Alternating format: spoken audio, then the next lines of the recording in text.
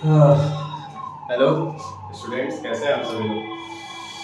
काफ़ी दिनों बाद मुलाकात हो रही है ना। तो सॉरी उसके लिए, वीडियोस को आने में थोड़ी लेट हो गई। काफ़ी बच्चों ने मैसेज किया कि सर जल्दी कर दीजिए, थोड़ा जल्दी कर दीजिए, तो उसी को देखते हुए थोड़ा बिजी होने की वजह से। ठीक है, तो अब वीडियो आ गई है। मैं एक साथ सारे वीडियोस मैग्नेटिक इफेक्ट के साथ डाल देता हूँ। फिजिक्स मैक्सिमम पूरा ही कर चुका था मैं। लास्ट का टॉपिक बचा हुआ था आपका magnetic effect of electric current, वही बचा था, तो उसको भी आज के दौर में मैं दो तीन वीडियो में करके इसको पूरा अपलोड कर दूंगा। आप लोग पूरा वीडियो देख लीजिएगा, ठीक है। अच्छा, एग्जाम की डेट आ गई है, आप लोग की तैयारी अच्छे से चल रही होगी। ठीक, बहुत ही कम टाइम बचा है। मन लगा के आप लोग तैयारी में लग जाइए, टाइम बिल्कुल भी वेस्ट मत करिए। सारे सब्जेक्ट्स पे टाइम दीजिए, क्योंकि नंबर अच्छे लाने हैं तो सभी सब्जेक्ट्स पे टाइम देना पड़ेगा। ठीक है, चलिए ज़्यादा टाइम आपका न लेते हुए हम लोग अपना आगे का टॉपिक स्टार्ट करेंगे। तो आज की जो टॉपिक होगी हम लोग की फिजिक्स की, वो होगी magnetic effect of electric current. तो पहले मैं बता दूं कि मैग्नेटिक इफेक्ट में आपको पढ़ना कितना है, क्या नहीं पढ़ना है। ठीक है, जबरदस्ती का आप लोग बहुत ढेर सारा मत पढ़िए मैग्नेटिक इफेक्ट में।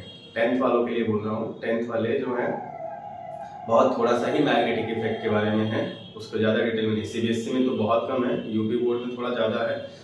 तो मैं दोनों का एक साथ लेके चलूंगा, कवर करा दूंगा। यूपी बोर्ड का कवर हो जाएगा तो उसमें आपका सीबीएसई का भी पूरा हो जाएगा। तो मैक्सिमम 3-4 टॉपिक ही हैं आपके मैग्नेटिक इफेक्ट में, वही पढ़ने हैं आपको। ठीक है, तो ज़्यादा टेंशन नहीं लेना है। कौन कौन सी टॉपिक्स हैं वो मैं बता देता हूँ, ठीक है, जो मेन इंपॉर्टेंट टॉपिक्स हैं आपकी। अच्छा, मैग्नेटिक इफेक्ट के बारे में तो हम लोग पढ़ रहे हैं, लेकिन किसके मैग्नेटिक इफेक्ट के बारे में पढ़ रहे हैं? इलेक्ट्रिक करंट के।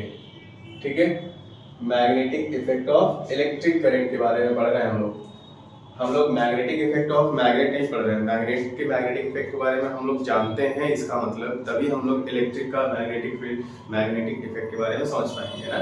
तो इस चीज को समझने के लिए आपके मैग्नेट की सारी प्रॉपर्टीज आपको मालूम होनी चाहिए। ठीक है, मैग्नेट की सारी प्रॉपर्टीज का मतलब क्या क्या है कि मैग्नेट में कितने पोल्स होते हैं, कहाँ पे मैक्सिमम मैग्नेटिक फील्ड होती है, कहाँ पे मिनिमम होता है, इसके मैग्नेटिक फील्ड लाइंस की पैटर्न कैसी होती हैं, बार मैग्नेट का पैटर्न कैसा होता है, स्ट्रेट कंडक्टर का पैटर्न कंडक्टर का। तो डिफरेंट टाइप के मैग्नेट्स होते हैं, उनका मैग्नेटिक फील्ड जो होता है उनके चारों तरफ का, वो कैसा होता है कैसा नहीं है, वो आप मैग्नेट के बारे में जानते होंगे। लेकिन यहाँ पे हम लोग क्या करेंगे, इलेक्ट्रिक करंट में, है ना, जैसे कोई वायर होगा उसमें करंट फ्लो करेगा तो उसके कारण भी क्या होगा, मैग्नेटिक इफेक्ट जो प्रोड्यूस होगा उसके बारे में हम लोग पढ़ने वाले हैं। तो इस टॉपिक को बताने वाले जो थे, मैग्नेटिज्म के बारे में सबसे पहले बताने वाले कौन थे? इलेक्ट्रिसिटी की बात कर रहा हूँ। इलेक्ट्रिसिटी में इलेक्ट्रिक करंट के मैग्नेटिक इफेक्ट को सबसे पहले इंट्रोड्यूस किया था 1820 में। एक आपके साइंटिस्ट थे, इनका नाम था ऑस्टेड, है ना। उनका तो पूरा नाम जो था, मैं हेंस क्रिश्चियन ऑस्टेड, हेंस, ये नाम इनका, मैं नाम लिख देता हूँ, है ना, HANS, क्रिश्चियन ऑस्टेड, ये साइंटिस्ट हैं। ठीक है, इन्होंने सबसे पहले इलेक्ट्रिक करंट के मैग्नेटिज्म को क्या किया था, बताया था। ठीक है, और कितने नियरली 1820 में बताया था।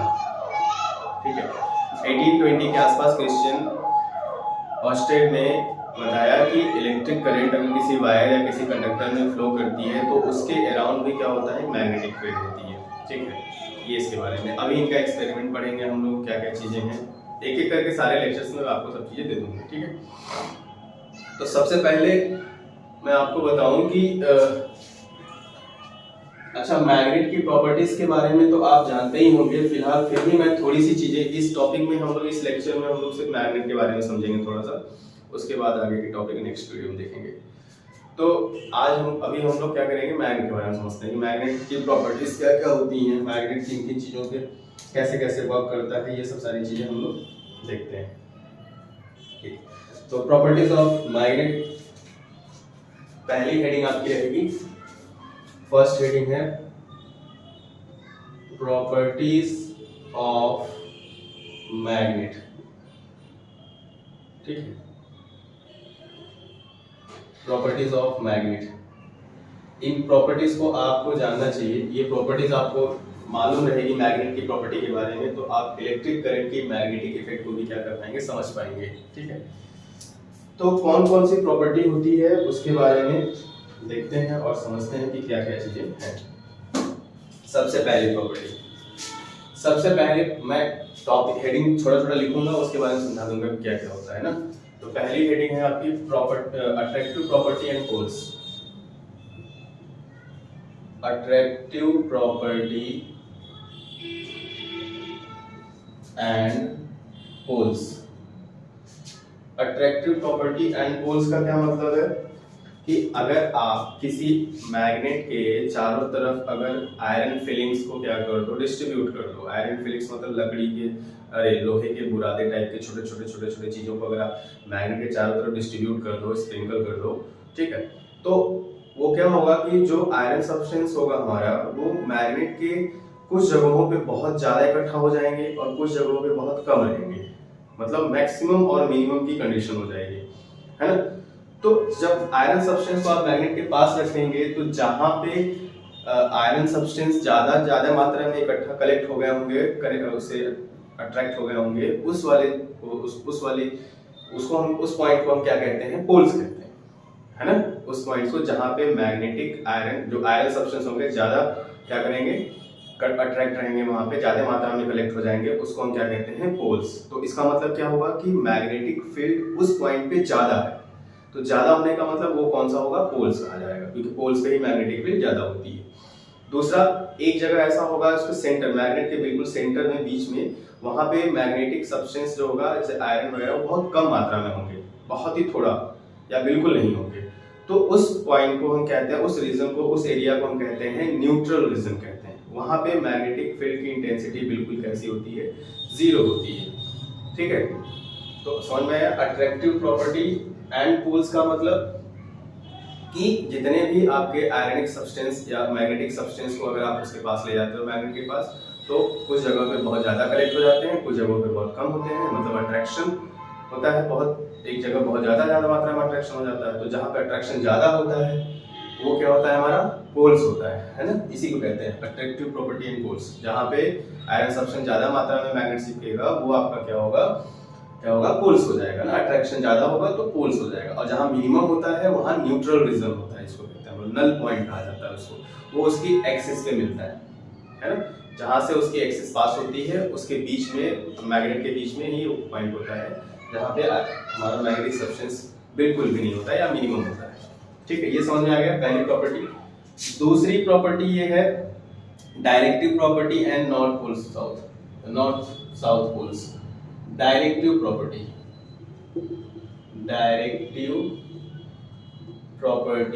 And NS poles. Directive property का मतलब क्या है कि अगर आप किसी मैग्नेट को, है ना, जैसे ये आपका ये मैग्नेट है, अगर आप इस मैग्नेट को एक थ्रेड से बांध के फ्रीली सस्पेंड कर दोगे तो ये बिल्कुल क्या होगा, अर्थ के नॉर्थ और साउथ में बिल्कुल क्या करेगा, पैरेलल उसके होकर के रुक जाएगा। तो जिस डायरेक्शन में नॉर्थ होगा वो उसका नॉर्थ पोल होगा, जो जिस डायरेक्शन में साउथ होगा उस डायरेक्शन में इसका साउथ पोल होगा। समझ में आया directive property and north south poles. इसका मतलब यही है कि when a magnet is suspended freely, है ना, parallel to the north and south direction, ठीक, तो the point in the north direction is called north pole and the point is south in direction is called south pole। ठीक है, तो जो भी आपका साउथ डायरेक्शन में होगा वो आपका साउथ पोल हो जाएगा। ठीक है, तो ये था दूसरी प्रॉपर्टी। तीसरी प्रॉपर्टी आपको पता ही है, वो आपको बहुत ज्यादा पता होगा। तीसरी प्रॉपर्टी क्या कहते हैं, unlike poles. Unlike poles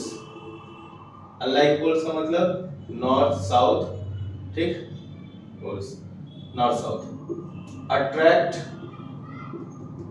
each other, है ना। और एंड लाइक पोल्स चाहे नॉर्थ हो चाहे साउथ हो, क्या होते हैं, रिपेल ईच अदर। ठीक, ये तीसरी प्रॉपर्टी है। अनलाइक पोल का मतलब आप समझ गए होंगे, नॉर्थ साउथ या साउथ नॉर्थ हो जाए।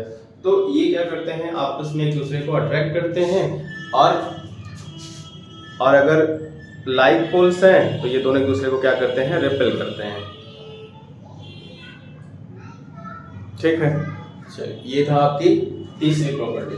और भी कुछ प्रॉपर्टीज हैं। Poles exist in pairs. चौथी प्रॉपर्टी मैं लिखूं तो चौथी प्रॉपर्टी है poles exist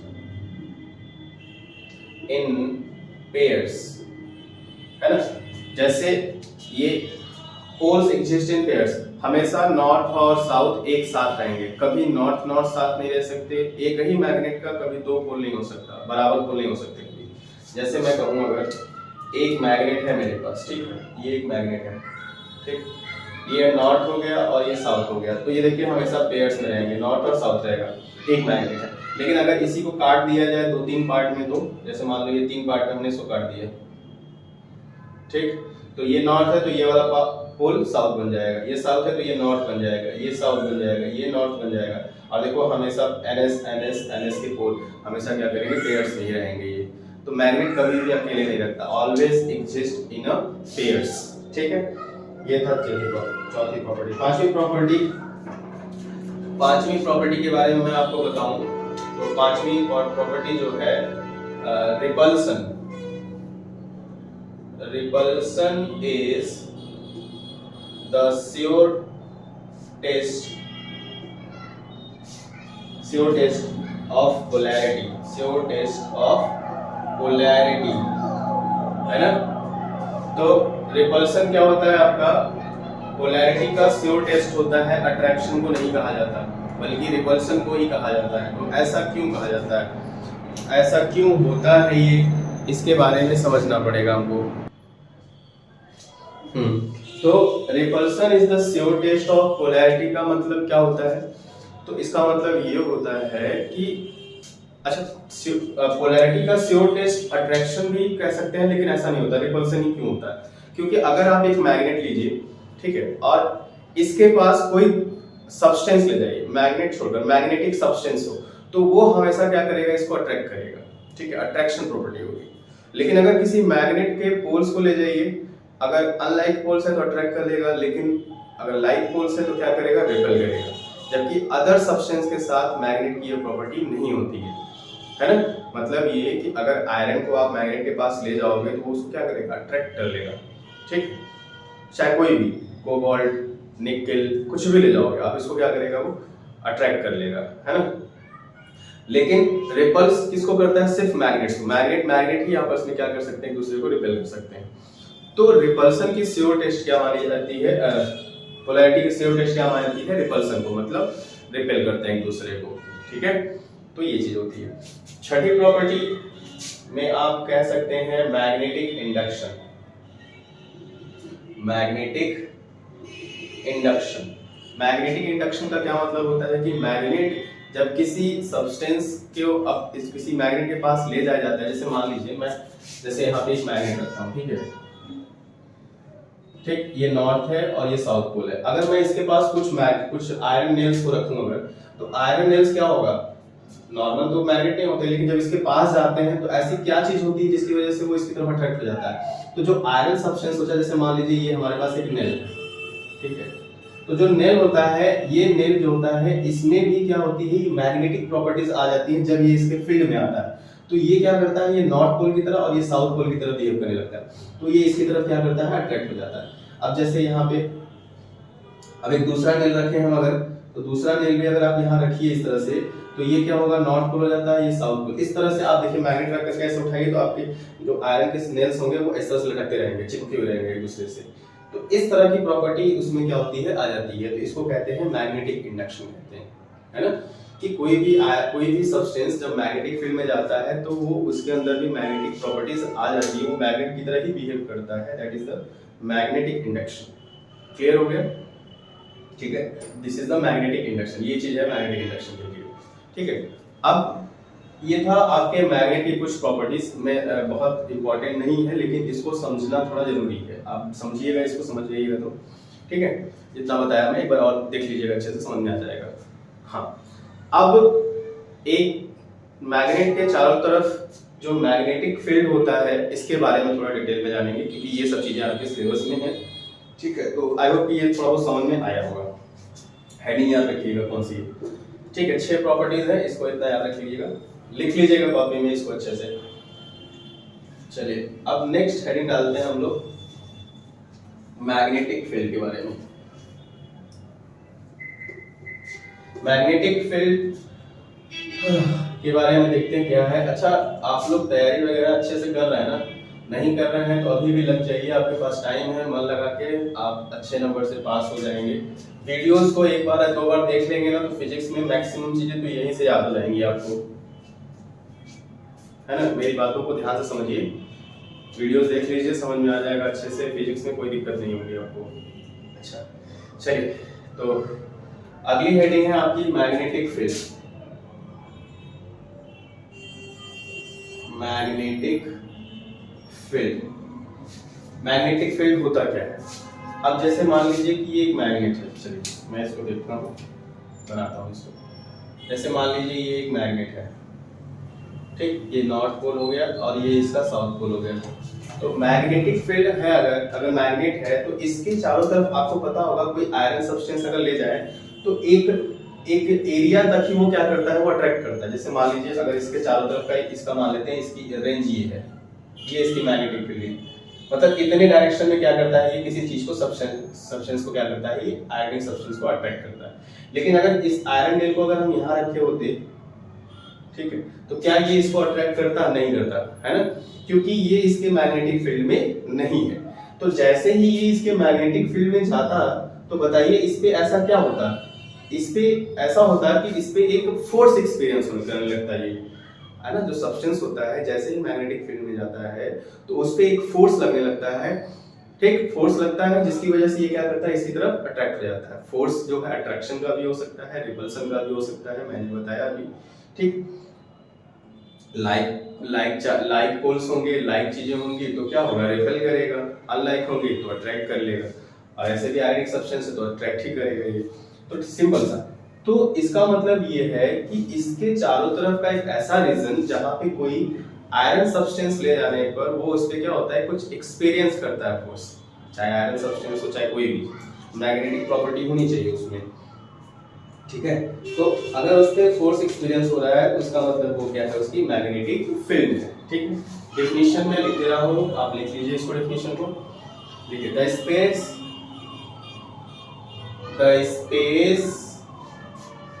around the magnet, the space around the magnet in which its magnetic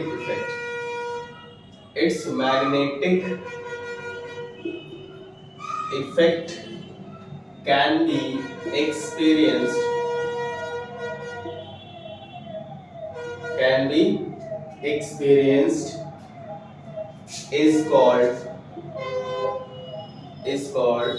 the magnetic field, ये रहा आपका मैग्नेटिक फील्ड की डेफिनेशन। सिंपल सी डेफिनेशन है, इसको याद कर लीजिए, नोट कर लीजिएगा, है ना। What is magnetic field? The space around the magnet, magnet के चारों तरफ का जो स्पेस, इन विच, जिसके अंदर या जिसमें it's magnetic effect can be experience, जिसके मैग्नेटिक इफेक्ट को हम एक्सपीरियंस कर सकते हैं, महसूस कर सकते हैं, उस एरिया के उस रीजन को हम क्या कहते हैं, मैग्नेटिक फील्ड कहते हैं। इट इज क्लियर, ठीक है, इजी है, समझ में आ गया होगा। तो ये रहा आपका मैग्नेटिक फील्ड, मैंने डेफिनेशन भी लिखा दी, समझा भी दिया इसको। अब आते हैं, एक छोटी सी बात करते हैं कि इस मैग्नेटिक फील्ड को रिप्रेजेंट या चीजों को फोर्स जो एक्सपीरियंस करता है, वो एक एरिया जो बनी रहती है, वो एरिया किसके कारण होता है, वो रीजन किसके कारण होता है। ऐसा कौन सा मैग्नेट में कोई चीज होती है जिसके कारण से मैग्नेटिक फील्ड होता है, ठीक है, तो उसके बारे में समझते हैं। अब देखिए, इस चीज को हम कहते हैं, मैं हेडिंग में लिख देता हूं, इस चीज को हम कहते हैं मैग्नेटिक लाइंस ऑफ फोर्सेस, है ना, या इसी को कहते हैं magnetic field lines. Magnetic field lines, ये दोनों चीजें एक ही हैं, ठीक है। मैग्नेटिक लाइंस ऑफ फोर्सेस या मैग्नेटिक फील्ड लाइंस ही हैं जो इस मैग्नेटिक फील्ड को क्या करती हैं, रिप्रेजेंट करती हैं, उसको वहां पे जो फोर्स है मैग्नेट का वो एक्सपीरियंस कराती हैं मैग्नेटिक फील्ड में, just because of magnetic field of lines, ठीक है। चलिए, तो अब ये है क्या, तो आप जब किसी कंपास निडल को लेकर के आयरन के इस मैग्नेट के चारों तरफ अगर आप ले जाएंगे ना, मैं आपको ड्रॉ करना भी सिखाता हूँ कैसे ड्रॉ किया जाता है। देखिए, जैसे ये मैग्नेट है, ठीक। अब इस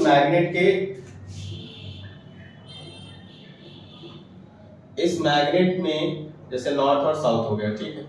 अब हमें नहीं पता है, मान लीजिए हमें नॉर्थ साउथ भी नहीं पता है, ठीक है, ध्यान से देखिएगा, समझिएगा इसको। अगर नॉर्थ साउथ भी नहीं पता है और आप क्या करेंगे, एक कंपास निडल छोटा सा इतना बड़ा सा आता है लैब वाला, उसको आप ले जाएंगे, तो आप कंपास निडल आप जब इसके पास ले जाएंगे तो इसमें क्या होता है, जो कंपास निडल की जो हेड होती है वो किसी एक डायरेक्शन में डायरेक्टेड होगी और इसकी टेल किसी एक डायरेक्शन में डायरेक्टेड होगी। तो जो टेल होता है उस इधर हमेशा रखेंगे, इसके पोल के पास रखिएगा, कौन सा पोल है हमको नहीं पता, ठीक है। तो आप देखिएगा कि अगर हेड आगे की तरफ है तो जहां पे हेड होगा उसके जस्ट सामने यहाँ पे टिक कर लेते हैं हम लोग पेंसिल से, ठीक। और ये आगे तरफ, इसका मतलब ये है कि ये जो है इसका हेड अगर ऊपर की तरफ है तो इसका मतलब ये हुआ कि ये नॉर्थ पोल होगा, और अगर नीचे की तरफ होगा तो ये कौन सा होगा, साउथ पोल होगा। कैसे पता चलेगा वो देखिए। अब इसको उठा करके इसके आगे ले जाइए और आगे ले जाएंगे तो इसका वाला जो आपका जो टेल देख रहे हैं, ये टेल बिल्कुल ऐसा रखिए कि ये इस पे पड़े। तो टेल जब इस पे पड़ेगा तो आपका देखिए फिर हेड किसी न किसी डायरेक्शन में जाएगा। इस तरह से करते हुए आप ढेर सारे पॉइंट्स को क्या कर सकते हैं, ड्रॉ करेंगे तो आपको लगेगा, आप जब ड्रॉ करेंगे तो इस तरह से ये क्या करते हैं, इंटर करते हुए कहां पे आएंगे, आपके साउथ पोल में इंटर करेंगे, है ना। तो आप जब यहाँ पे ले जाएंगे इस वाले नीडल को, जब आप यहाँ ले जाएंगे तो आप देखिए इसका हेड इस तरह से हो जाएगा, है ना, इस डायरेक्शन में। तो ये हेड की तरफ यहाँ करेंगे, इसका मतलब ये कौन सा पोल है, साउथ पोल है। तो हेड अगर इनवर्ड है तो साउथ पोल, आउटवर्ड की तरफ है तो नॉर्थ पोल होता है, ठीक है। आप इससे ड्रॉ कर सकते हैं मैग्नेटिक फील्ड लाइंस को। तो इस तरह से करते हुए हम क्या करते हैं, ढेर सारे लाइंस को ड्रॉ कर लेते हैं और इसको फ्रीली हैंड क्या करते हैं, मीट करा देते हैं इससे। आप देखेंगे कि इस तरह से बहुत सारी मैग्नेटिक फील्ड ऑफ लाइंस इस तरह से क्या कर सकते हैं, आप ड्रॉ करेंगे इसमें, है ना, इस तरह से।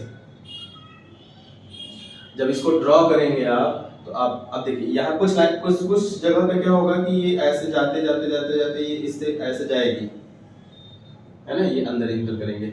लेकिन कुछ जगह पे जब ऐसे ले जाएंगे आप तो यहाँ पे जाने के बाद ये क्या करती है, इधर भागने लगती है, अब इधर नहीं जाती। इसका मतलब ये है कि इस मैग्नेट का मैग्नेटिक फील्ड यहीं तक था, इसके बाद अब अर्थ का मैग्नेटिज्म स्टार्ट हो जाता है, तो ये अर्थ के मैग्नेटिक फील्ड को रिप्रेजेंट करने लगती हैं। ये इस तरह से देखो ऐसे जाएंगे, यहाँ घूमते रहेंगे, लेकिन इसके बाद इनका मैग्नेटिक फील्ड खत्म हो जाता है, तो ये क्या करती है, इस तरह से मुड़ जाती है इधर, तो अर्थ के मैग्नेटिक फील्ड को रिप्रेजेंट करने लगती हैं। तो इस तरह से भी यहाँ भी ऐसे ही होगा। तो इस तरह से हम मैग्नेटिक लाइंस ऑफ फोर्सेस को क्या कर सकते हैं, ड्रॉ करते हैं। और मैग्नेटिक लाइंस ऑफ फोर्सेस जब ड्रॉ किया जाता है, हाँ, तो आपको magnetic lines of forces draw करना तो समझ में आ गया होगा कि कैसे ड्रॉ करते हैं। अब इसमें थोड़ा सा और चीज देखते हैं। अब जैसे मान लो कि अगर कोई आयरन सब्सटेंस आप यहाँ पे रखो, ठीक है, एक आयरन सब्सटेंस यहाँ पे रखो, तो और एक यहाँ पे रखते हैं, तो आप मुझे इतना समझाओ कि इस पे ज्यादा फोर्स एक्सपीरियंस करेगा ये, कि ये ज्यादा फोर्स एक्सपीरियंस करेगा। तो आपको दिमाग में आ रहा होगा कि जो पास में होगा मैग्नेट वो उसको ज्यादा तेजी से खींचेगा, है ना, कंपैरिजन टू दूर वाले के। तो इसका मतलब ये है कि इस पे मैग्नेटिक फोर्स ज्यादा एक्सपीरियंस करेगा, इस पे मैग्नेटिक फोर्स कम एक्सपीरियंस करेगा। इसका मतलब ये कि मैग्नेट के पास में मैग्नेटिक फील्ड स्ट्रांग होता है और जैसे जैसे दूर जाते हैं मैग्नेटिक फील्ड जो होता है उसकी स्ट्रेंथ कम होती चली जाती है और एट लास्ट क्या होती है, वो खत्म हो जाती है। इसका मतलब उसका मैग्नेटिक फील्ड क्या हो गया, खत्म। तो जहां तक फोर्स एक्सपीरियंस करेगा उस एरिया को, उस रीजन को हम क्या कहते हैं, मैग्नेटिक फील्ड कहते हैं। क्लियर हो गया होगा, ठीक। अब मुझे ये बताओ कि इस जैसे अब कोई भी अगर सब्सटेंस यहाँ रखते हैं, हम जैसे मान लो यहाँ रखे और एक यहाँ रखे, तो इस वाले पे जो मैग्नेटिक फोर्स है ज्यादा लग रहा है, वो कौन बता रहा है, ये मैग्नेटिक लाइंस ऑफ फोर्सेस ही तो बता रही हैं कि ये पास वाली लाइन है तो इस पे ज्यादा स्ट्रेंथ होगी, ये दूर वाली लाइन है तो इस पे कम स्ट्रेंथ होगी। तो इसका मतलब ये हुआ कि जो मैग्नेटिक लाइंस ऑफ फोर्सेस होती हैं वो किसी पॉइंट पर है ना, किसी पॉइंट पर मैग्नेटिक फील्ड की इंटेंसिटी और उसकी डायरेक्शन को रिप्रेजेंट करती है। समझ में आया? मैग्नेटिक फील्ड लाइंस जो होती हैं या मैग्नेटिक लाइंस ऑफ फोर्सेस जो होती हैं, वो मैग्नेटिक फील्ड के अंदर किसी पॉइंट पर मैग्नेटिक फील्ड की डायरेक्शन और उस मैग्नेटिक फील्ड की क्या होती है, इंटेंसिटी को बताती है। क्लियर हो गया? इतना अच्छे से तो समझ में आ गया होगा आपको कि मैग्नेटिक लाइंस ऑफ फोर्सेस होती क्या है। एक बार और रिवाइंड करके देखिएगा, अच्छे समझ में आ जाएगा। तो मैग्नेटिक लाइंस ऑफ फोर्सेस के लिए हम एक डेफिनेशन शॉर्ट में लिखवा देते हैं कि क्या होता है। देखो, कभी भी मैग्नेट के चारों तरफ ऐसी लाइंस आपको दिखाई नहीं देंगी, तो ये तो इमेजिनरी होती है ना। तो आप अगर अपने से डेफिनेशन बनाना चाहते हो तो आप लिख सकते हो कि magnetic field lines is an imaginary line which represent the intensity of magnetic field, है ना, which represent the intensity and direction of magnetic field at a क्या होगा, at a particular point in the magnetic field। Clear? ये आप definition जो मैंने बोला है वो आप लिख सकते हो। बुक की डेफिनेशन जो है वो मैं आपको लिखा सकता हूँ, वो भी समझा देता हूँ कि बुक में क्या लिखा होगा आपके। चलिए लिख लीजिए उसको भी। लिखिए a line such that a line such that the tangent at any point on it gives the direction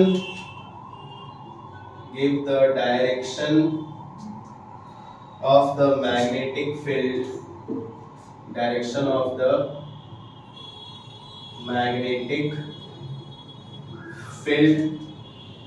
at that point is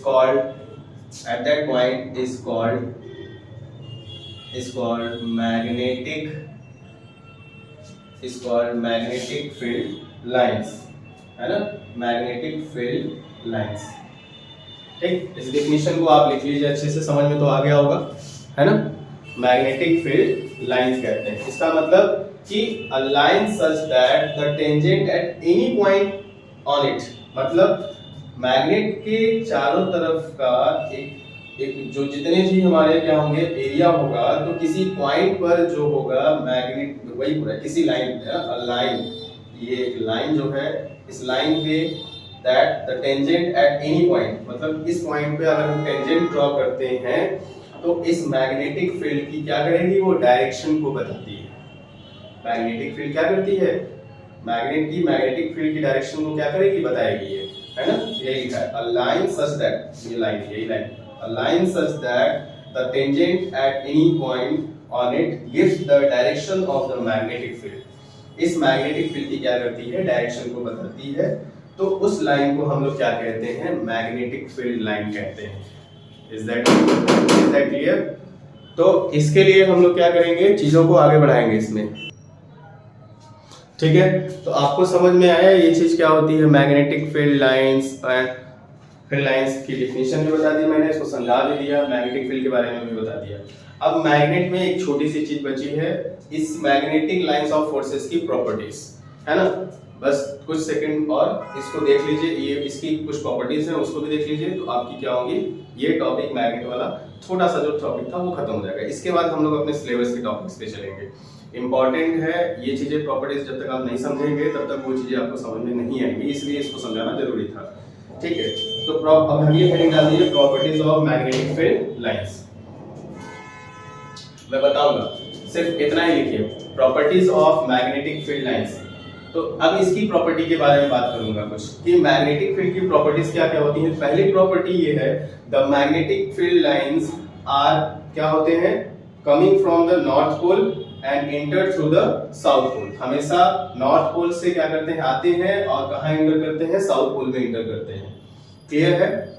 पहली प्रॉपर्टी ये। दूसरी property, the magnetic field lines at the poles are very closer and strong. जो magnetic field lines जो होती हैं यहाँ पे बहुत पास होती हैं और बहुत ज्यादा मात्रा में मिलेंगी। जैसे जैसे आप दूर जाएंगे तो इसकी मैग्नेटिक फील्ड लाइंस के बीच का डिस्टेंस बढ़ता जाता है, इसका मतलब इनकी प्रॉपर्टी, इनकी जो इंटेंसिटी होती है वो बढ़ती चली जाती है ना। तो दूसरी प्रॉपर्टी में लिखेंगे कि the magnetic field lines are क्या है, क्लोजेस्ट टू द पोल्स, है ना। It shows that the magnetic field intensity is maximum at the poles, है ना, maximum at the poles. Poles पे क्या होती है, मैक्सिमम होती है। And as we go away from the magnet, और जैसे जैसे हम मैग्नेट से दूर जाते हैं द मैग्नेटिक फील्ड इंटेंसिटी क्या होती है, डिक्रीजेस, धीरे धीरे वो क्या होती है, डिक्रीज होती चली जाती है। एंड एट लास्ट वो क्या होती है, एंड, वो क्या होती है, खत्म हो जाती है। ठीक, दूसरी प्रॉपर्टी। तीसरी प्रॉपर्टी ये है कि मैग्नेटिक फील्ड लाइंस, जैसे ये देखिए मैग्नेटिक फील्ड, अच्छा एक चीज और चीज बताता हूँ कुछ खास चीजें। मैग्नेटिक फील्ड लाइन, जैसे मान लो यहाँ पे मैंने बताया ना कि इसके बाद अर्थ का मैग्नेटिक फील्ड शो होने लगता है, तो इसका मतलब ये है कि इसका एरिया जो है यहीं तक है, इसका एरिया यहाँ तक है। इसके बाद की जो मैग्नेटिक फील्ड जो कंपास नीडल में आप ड्रॉ करेंगे तो वो मैग्नेट की, तो अर्थ की बताने लगती है ना। तो अब देखिए जैसे अर्थ की मैग्नेटिक फील्ड है और इसकी मैग्नेटिक फील्ड, अब इसकी मैग्नेटिक फील्ड देखिए जब यहाँ से जाएगी तो इसके बाद अर्थ की जो मैग्नेटिक फील्ड होगी वो बिल्कुल इससे टच होते हुए निकल जाएगी, हल्का सा भी गैप रहेगा इसमें, लेकिन कभी भी एक दूसरे को ये कट नहीं करेंगे। ऐसा नहीं कि ऐसे निकल कैसे चला जाए, ये रॉन्ग है, ये कभी भी एक दूसरे को कट नहीं करते। Magnetic field lines are never intersect with each other. Third या चौथी प्रॉपर्टी जो भी है लिखिए उसको, कि magnetic field lines are never intersect with each other, है ना। कभी भी मैग्नेटिक फील्ड लाइंस एक दूसरे को इंटरसेक्ट नहीं कर सकती, क्योंकि अगर करेंगे तो इसका मतलब देखो यहाँ पे दो मैग्नेटिक फील्ड, यहाँ पे अगर पॉइंट निकाला जाए तो एक ही पॉइंट पे दो डायरेक्शन मैग्नेटिक फील्ड की मिल जाएंगी, एक अर्थ का डायरेक्शन शो करेगा और एक इसका डायरेक्शन शो करेगा, जो कि क्या है, इम्पॉसिबल है। मैग्नेटिक फील्ड में किसी पॉइंट पर एक ही डायरेक्शन को दिखाया जा सकता है और एक ही डायरेक्शन उस पॉइंट पे दिखेगा भी, कभी भी दो डायरेक्शंस नहीं हो सकते हैं, है ना। तो ऐसा कभी हो नहीं सकता, समझ में आया। तो आप लिखेंगे कि the magnetic field lines are never intersect with each other, है ना, never intersect with each other. If they do so, अगर ये ऐसा करते हैं, ऐसा होता तो नहीं है बट अगर मान लीजिए ऐसा करते हैं, इफ दे डू सो, अगर ऐसा करते हैं तो दैट मींस कि that point there are two possible direction of the magnetic field. उस पॉइंट पे मैग्नेटिक फील्ड की दो पॉसिबल डायरेक्शंस हो जाएंगी, व्हिच इज इम्पॉसिबल, जो कि क्या है, आपकी कभी पॉसिबल है ही नहीं। क्लियर हो गया, ठीक है। ये हो गई मैग्नेटिक फील्ड की कुछ प्रॉपर्टीज, ठीक है। अब ये सब है चीजें, मैग्नेटिक फील्ड प्रॉपर्टीज दो तीन बताया चार मैंने, उसको नोट कर लीजिएगा आप लोग। तो यहाँ तक आपके मैग्नेट के बारे में खत्म कर दूंगा, हो गया खत्म। अब इसके बाद हम लोग चलेंगे डिफरेंट टाइप, अब ऑस्टेड का एक्सपेरिमेंट पढ़ेंगे, उसके बाद हम लोग मैग्नेटिक फील्ड के पैटर्न्स निकालेंगे डिफरेंट शेप ऑफ वायर्स के, ठीक है। तो ठीक है, धन्यवाद।